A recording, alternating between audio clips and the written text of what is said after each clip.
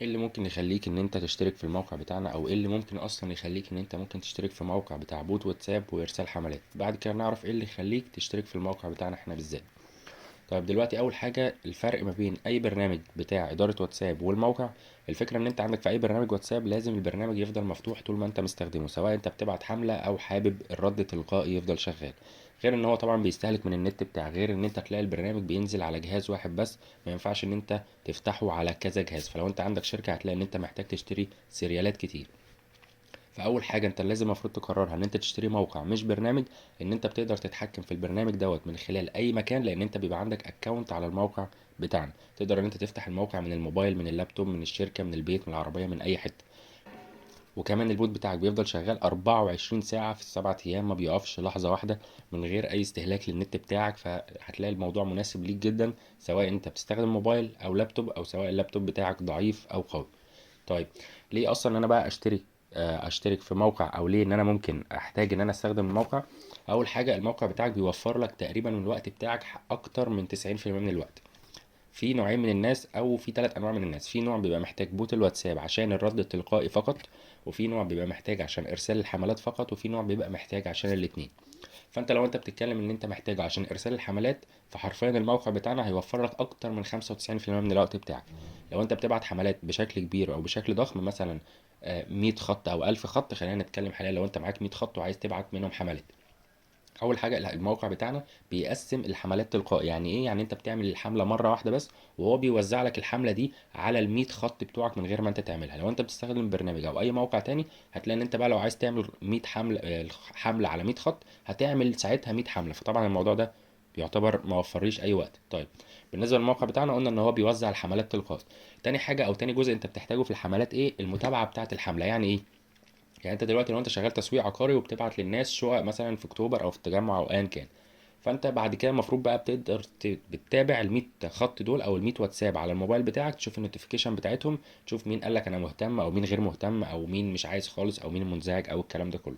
فانت كده القسم بتاعك بينشق لحاجتين. تقريبا 80% من الوقت بتاعك انت خلاص وفرته من ارسال الحمله. ال 20% اللي متبقيين انت بتبدا ان انت تتابع انت بقى ايه الحمله بتاعتك على الموبايل. طب لو انت عندك الموبايل بتاعك فيه 100 واتساب، اكيد ال 100 واتساب مش هيجي النوتيفيكيشن بتاعتهم بشكل سهل او سلس، لازم هيقع منك ناس. فعشان نوفر الموضوع دوت، اضطرينا ان احنا نعمل ميزه قويه جدا في الموقع بتاعنا احنا بس، ان انت بتقدر تتابع ال100 خط بتوعك كلهم من مكان واحد بس في الموقع بتاعنا. بتقدر تشوف وتقدر تعرف مين اللي قالك مهتم ومين اللي غير مهتم ومين اللي بعت رساله تانية مختلفه خالص. وده هنقدر ان احنا نتطرق منه ان شاء الله بعد كده. طيب، ده بالنسبه لارسال الحملات. طيب بالنسبه للبوت، البوت بتاعنا بيرد من خلال زراير وقوائم. يعني لو انت مثلا بتبيع حاجات اونلاين زي مثلا كوتشيات او اي حاجه، بتقدر ان انت تعرض كل المنتجات بتاعتك بكل الاصناف، وتقدر ان انت تقسمها، مثلا يبقى في قائمه الكوتشيات الرجالي للاطفال الحريمي وهكذا. فبيقدر العميل اللي هو لما يخش على الموقع بتاعك يقدر ان هو يشوف كل المنتجات بتاعتك بشكل سلس وفي مكان واحد بس، ومن غير ما انت تتعب نفسك ان انت تقعد تبعت الصور دي كلها. طيب، الموقع بتاعنا كمان لو انت طلبت اللوكيشن بتاع الموقع، او العميل لو طلب اللوكيشن بتاعك، بيقدر ان هو يبعت لك اللوكيشن كأنك انت عملت له بالظبط شير لوكيشن. يعني هتلاقي اي موقع تاني غالبا هيبعت له اللينك بتاع الموقع، ففي ناس ما بتحبش ان هي تفتح اللينك. فاحنا لا، البوت بتاعنا لو انت طلبت منه اللوكيشن هيبعت لك اللوكيشن كأنه اتعمل له بالظبط شير لوكيشن، وهنشوف مع بعض برضو ازاي. طب الميزه اللي بعد كده برضو موجوده عندنا في الموقع دي مهمه جدا، اسمها ميزه لم البيانات او الكابتشر داتا. دي لو انت بتبيع حاجات اونلاين، او لو انت مثلا عندك عياده فبتحتاج ان الناس تحجز مواعيد، او مثلا لو انت شركه عقارات والناس عايزه تحجز ميعاد او اجتماع او ميتنج للكلام ده. فالفكره كلها ان انت بتظبط الاسئله بتاعتك. البوت مثلا نفترض ان انت عندك عياده ودكتور، والبوت بتاعك دلوقتي بيسال العميل، بيقول له ممكن اسم حضرتك، فالعميل هيكتب الاسم. بعد كده البوت بيقول له ممكن رقم التليفون، وبعد كده بيقول له حابب تيجي الساعه كام. وبعد كده كمان البوت بياكد مع العميل، بيقول له انت اسمك كذا ورقم تليفونك كذا وحابب تيجي الساعه كذا. لو العميل قال له المعلومات دي صح وده سيس او سيف، بتبدا ان البيانات دي بتتسيف في مكان واحد في شيت اكسل. فانت كل اللي عليك ان انت بتفتح شيت الاكسل ده كل شويه، تشوف الناس اللي حجزت النهارده او اللي طلبوا اوردرات النهارده وهكذا. فانت هتلاقي اي موقع تاني بيقول لك البوت بتاعنا بيوصل العميل لحد لحظة الشراء وانت بتبدأ تكمل. فاحنا بنقول لك لا، الموقع بتاعنا بيقدر يخلي العميل يوصل للحظة الشراء وهو كمان برضو اللي يكمل. فنحاول طيب نبدأ مع بعض. اول حاجة دي الواجهة بتاعة الموقع بتاعنا. تمام. وبرضو المختلف عننا وعن اي موقع تاني ان انت هتلاقي الاسعار بتاعه الباقات عندنا اقل والباقات نفسها اعلى، يعني هتلاقي الليميتس بتاعه الباقات بتاعتنا اعلى وكمان الاسعار اقل. فاحنا مثلا لو احنا عايزين نعمل في كمان نسخه ترايل 3 ايام، لو انت عملت اكونت يتفتح لك الموقع 3 ايام تقدر ان انت تجرب فيهم الواتساب براحتك. فاحنا لو احنا جينا دوسنا على زرار عشان نعمل تسجيل، فمثلا هنكتب الاسم مثلا احمد ايا كان، والايميل مثلا برضو اي حاجه. تمام. رقم التليفون اهم حاجه في الموضوع ده، لازم رقم التليفون يكون صح. رقم التليفون لو غلط هتلاقي لازم في كود بيوصل لك على الواتساب بتاعك عشان يقدر ان الموقع يفتح لك. فرقم التليفون بيتكتب ازاي؟ لازم تكتب كود البلد قبليه. فانت لو انت هنا من مصر فكود البلد لازم يبدأ ب 2 0، يعني 2 0 12 2 0 11 وهكذا. بعد كده بتبدأ بقى تكريت الباسورد اللي انت عايزه. تمام. ولما هنيجي نعمل هنا مع بعض ريجستر، لو جاب لك الايرور ده بتقدر تشوف الايرور فين. هنا مثلا بيقول لك ان الاسم ده اوريدي في حد واخده، فاحنا مثلا هنخليه احمد 75، وبيقول لك ان الباسورد لازم يكون اقل حاجه 8 ارقام. طيب انت هنا خلاص، هو اول ما هيجي يفتح معاك هتلاقيه فتح معاك بالواجهه دي، هتلاقيه بيقول لك هنا فيريفاي ناو او دخل الكود اللي وصل لك. انت لو انت جيت فتحت الواتساب بتاعك هتلاقي ان في كود وصل لك بيقول لك ان الكود بتاع الموقع بتاعك بيبقى كذا، بيبقى كود مكون هو من 4 ارقام. تمام. فبعد ما احنا خلاص رحنا وجبنا الكود بتاعنا هنلاقيه 4 6 4 7، هنعمل فيريفاي ناو. لو انت طيب كتبت رقم التليفون غلط هتلاقيه هنا معمول بالاحمر بيقول لك احنا مش قادرين ان احنا نبعت لك الاو تي بي، فبتنزل تحت تغير رقم التليفون وتعمل ريكويست نيو او تي بي فبيوصل لك الكود. هنعمل هنا مع بعض فيريفاي، هو كده تمام. تمام. هتلاقي الموقع بعد كده فتح، فبتبدأ ان انت بتضيف رقم التليفون بتاعك عشان ان انت تعمل له سكان. طب بتعملها ازاي؟ بتعمل اد نيو ديفايس، بتعمل الديفايس نيم، بتعمل اي اسم انت مثلا بتسمي مثلا ده فون نمبر واحد، لازم طبعا تبقى مسمي الارقام او القنوات دي باسم انت عارفه عشان لما تيجي ترجع لها بعد كده.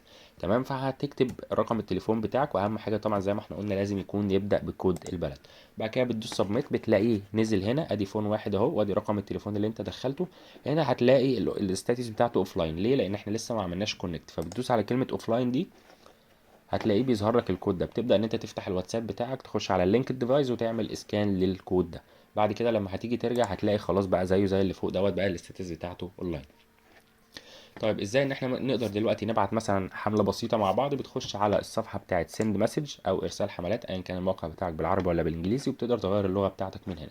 بتلاقي القنوات بتاعتك نازله هنا، لو انت عايزها تبعت للقنوات كلها مره واحده بتدوس على كلمه سيلكت اول. تمام. هنا بتقدر ان انت تكتب الارقام اللي انت عايز تبعت لها مانيوال، لكن هنا تقدر ان انت ترفع شيت الاكسل للي انت عايز تبعت له الحمله. فاحنا هنا مثلا هنبعت مثلا للرقم ده، لو انت عايز تضيف رقم كمان بتعمل كوما وبرده تضيف الرقم اللي انت عايزه. من هنا بقى بتقدر ان انت تبعت تكتب التكست بتاع الحملة بتاعك، او لو انت اوريدي مسيف التمبلت بتاعتك تقدر ان انت تستخدمها هنا، وهنشرح ان شاء الله في البلاي ليست كلها ازاي اصلا ان انت تسيف. فاحنا هنبعت مثلا كلمة تيست واحد. من هنا بتختار الصورة او الفيديو او الصوت او البي دي اف او الجي اي اف او حتى الاكسل او اي فايل انت عايز تبعته وترفعه. تمام. من هنا بتقدر تضيف بقى لو انت عايز زراير، في 3 انواع من الزراير: الريبلاي والتمبلت والليست. الريبلاي ده لو انت عايز اخرك طبعا في الرساله الواحده بيبقى هم 3 زراير، بتقدر ان انت تضيف الزرار والكيورد. طب ازاي اقدر ان انا اعمل البوت ده؟ برضو احنا هتلاقي في فيديو شارح مخصوص للموضوع ده، لان الموضوع ده طويل شويه ولكن هو سهل وبسيط وشارحينه بكل التفاصيل.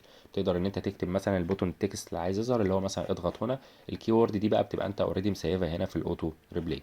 بعد كده عندك هنا السكيدول تايم، ده لو انت عايز تخلي الحمله تبدا بكره، تبدا بعده، تبدا بعد ساعه، او لو انت ممكن تقعد كل يوم اول الشهر تقعد تعمل الحملات بتاعه الشهر الجاي كله. حرفيا انت بعد كده ما بتعملش اي حاجه غير ان انت بتبدا تتابع الحملات. من هنا بتختار المسج ديلي او الزمن اللي الرساله تقف فيه ما بين الرساله واللي بعدها. وهنا طبعا احسن حاجه ان هو معمول رينج عشان ما يبقاش رقم ثابت، فالواتساب يقدر ان هو ياخد باله منك. طيب بنيجي هنا على الميزه بتاعه السبسكرايبر، قلنا هي دي الميزه اللي بينزل لك فيها الناس اللي هي مهتمين او الناس اللي هي غير مهتمه، وان شاء الله برضو هيتم شرح فيديو بالتفصيل ازاي ان انت تستخدم الميزه دي. طب لو احنا عايزين مثلا نشوف مع بعض الشكل بتاع البوت او الزراير بيبقى عامل ازاي، او سرعه الرد بتاعه البوت بتبقى عامله ازاي، فانا مثلا احنا هنا عاملين اوتو ريبلاي بكلمه تيست. لو احنا جينا هنا بعتنا كلمه تيست هتلاقي على طول بيقول لك انت عايز تجرب انهي بوت، سياحه، كوتشيات، او انت دكتور. فمثلا لو احنا عايزين نجرب مع بعض البوت بتاع السياحه، مجرد ما هندوس على الزرار بتاع السياحه هيبدا ان هو يستدعي الاوتو ريبلاي بتاعه السياحه، بيقول لك مثلا اهلا بيك في شركه كذا، ودي صوره مثلا للشركه او صوره دعائيه مثلا. لو انت عايز مثلا رقم موبايل او عنوان هتلاقي مثلا هنا بيقول لك اهلا بيك انت عايز الرقم ولا العنوان. فلو احنا مثلا جينا هنا طلبنا العنوان هتلاقيه بعتهولك بالشكل ده بدل ما هو هيتبعت لك لينك. طب لو احنا فوق مثلا عايزين سياحة داخلية وخارجية وهكذا، عايزين تفاصيل مثلا، هيبدأ يسألك انت عايز انهي واحدة في التلاتة. فمثلا لو احنا عايزين السياحة الخارجية، هتلاقي هنا مثلا بيقولك انت عايز انهي بلد في دول، هتختار مثلا اسم البلد، هيجيلك كل التفاصيل بتاعة البلد، كذا كذا كذا، وللحجز دوس كذا. طيب لو احنا هنا مثلا حابين ان احنا برضو نجرب مثلا البوت التاني اللي هو بتاع الكوتشيات، تمام. هتلاقي هنا البوت اهو رد بيقولك مثلا دوس هنا عشان تشوف القائمة، يبدأ بقى يسألك انت عايز كوتشيات رجالي ولا حريمي ولا اطفالي. فمثلا لا، هنختار هنا الرجالي، هيبدأ ان هو يروح باعت لك القائمة بتاعة الرجالي او البوت بتاع الرجالي. هنا مثلا بيقولك دوس عشان تشوف القائمة. هنا بيقولك هنا بقى طبعا احنا كنا ضايفين تلاتة بس، فبيقولك انت عايز الكوتشي مثلا كود رقم واحد اتنين تلاتة، وتلاتة مثلا ده مكتوب تحتيه اكثر مبيعا، فلا انا عايز اشوف دوت طيب شكله عامل ازاي. فبيبدأ هنا اللي بيبعت لك شكل الكوتشي، وبيبدأ لك هنا التفاصيل بتاعته وادي السعر.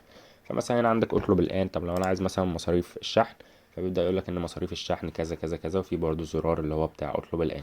طب لو انا دوست الرجوع للقائمة الرئيسية، هيبدأ ان هو يبعت لي الرسالة بتاعتي من الاول، اللي هو اختار النوع، وبعد كده اختار بقى هل الرجالي ولا اطفالي ولا ايه، وهكذا. فهنا ازاي اللي هو انت هتبقى يعني العميل هيشوف الحاجة بتاعتك ازاي، فيقدر ان هو يشوفها كلها في مكان واحد بشكل سلس وسهل.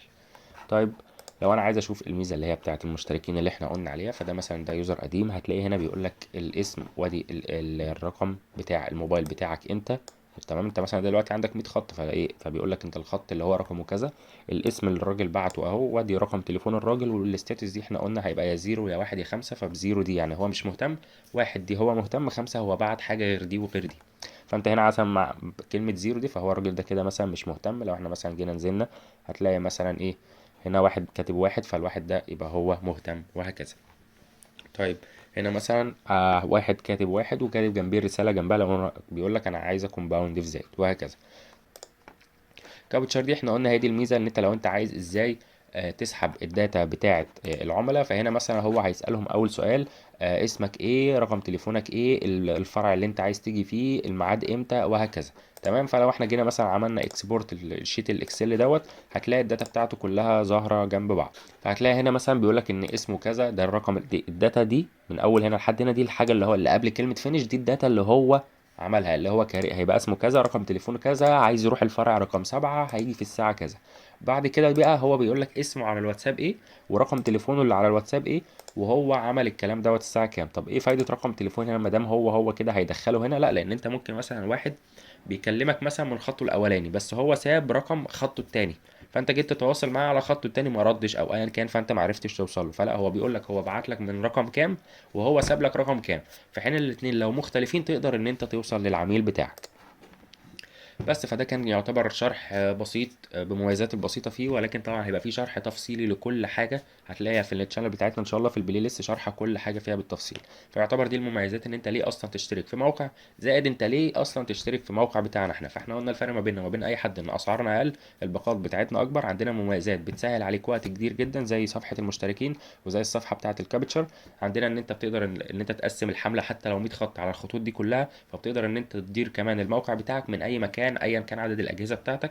عندنا نظام باقات متنوع جدا على حسب انت بقى باقات شخصيه او باقات شركات، او عايز بقى باقات انليميتد ايا كان.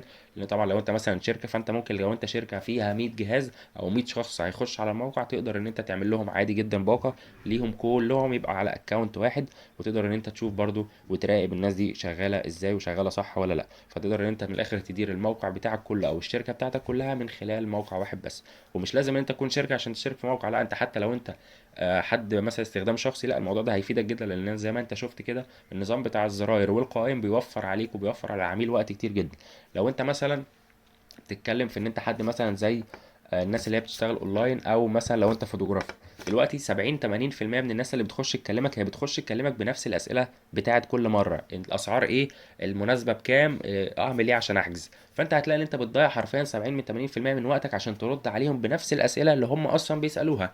فساعتها لما هيجي واحد فعلا مهتم وهيكمل معاك، انت يا اما بقى بتكون تعبت او ان هو ممكن يقع منك وهكذا، فانت بتقدر ان انت بتخسر العميل ده. فهي الفكره كلها لما العملاء دي تخش تلاقي رساله جاهزه بتقول لهم على الاسئله اللي هم اوريدي بيسالوها، يعني هيلاقي زرار كده اسعار الباقات ايه، الاماكن ايه، اقدر احجز ازاي، هو هيدوس على الزرار، البوت هيرد عليه وهكذا لحد ما مثلا يقول لك انا عايز احجز. فانت عندك اوبشنين: عايز احجز دي، يا اما انت هتخش انت اللي تكلمه، يا اما لو عايز تحجز ممكن كمان تخلي البوت يلم الداتا بتاعته، وانت تخش على شيت الاكسل تشوف مين الناس اللي كانت عايزه تحجز، وتبدا تتواصل معاهم تليفونيا وتشوف ايه اللي هم محتاجينه. بس فده كان حاولت ان انا اختصر الموضوع على قد ما اقدر، ولكن طبعا الموضوع فيه مميزات وليه ابعاد اكتر من كده بكتير. بس ان شاء الله هتلاقي الموضوع هيعجبك، تفكر فيه، وهتلاقي ان في اكونت ترايل 3 ايام تقدر ان انت تخش تجرب كل اللي احنا قلناه ده، ولو لقيت ان الموضوع فعلا يستاهل تقدر بعد كده ان انت تدفع وانت مرتاح.